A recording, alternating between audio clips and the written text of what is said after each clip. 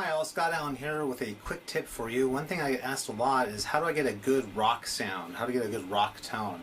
And the first thing I always think to myself is you gotta start with a good crunch sound. So whatever amp you have, you want to go and look at the gain setting and make sure the gain setting's up pretty high. Typical EQ that I'll start with is like the lows at about, I don't know, 3 to 4 o'clock. The mids at about probably 9 o'clock. And then the highs at about 2 o'clock. And then you kind of adjust from there because every amp is a little different.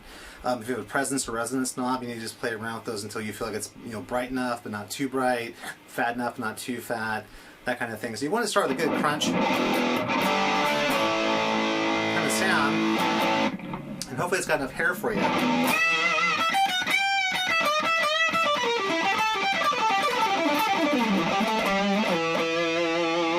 If it does, then that's great. If not, you can always just a little bit more distortion on with the distortion pedal or something like that.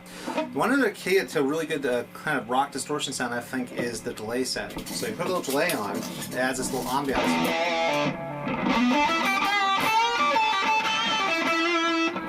Like that. So when you put delay on, it just adds a little bit of depth and wideness to the sound.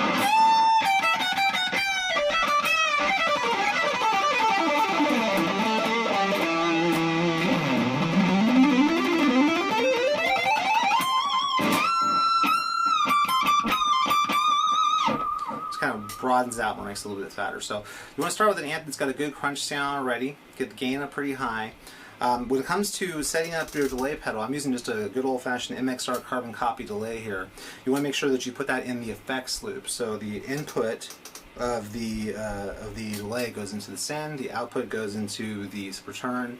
That'll get you the best sound. That takes it out of the preamp section. That's really the key to getting a good sound with the delay pedal. So again, when you're looking at the front panel, you're thinking, the gain up pretty high, lots of lows, kind of back off the mids, a little bit of highs, set the presence and resonance where you feel like it's going to be, pretty good, and start with a good crunchy sound. If you feel like you need to, you can add an overdrive into the front of it too, just to get a little bit more hair. I'm using a PV6505 right now, which has got tons of distortion, so that one doesn't really need a whole lot of extra help. But there are different amps, like if you're driving a Fender, or if you're driving an amp that's not a high gain kind of amp, you're going to need a little bit more, so you might want to, that's a good place to kind of put your favorite pedal in there instead.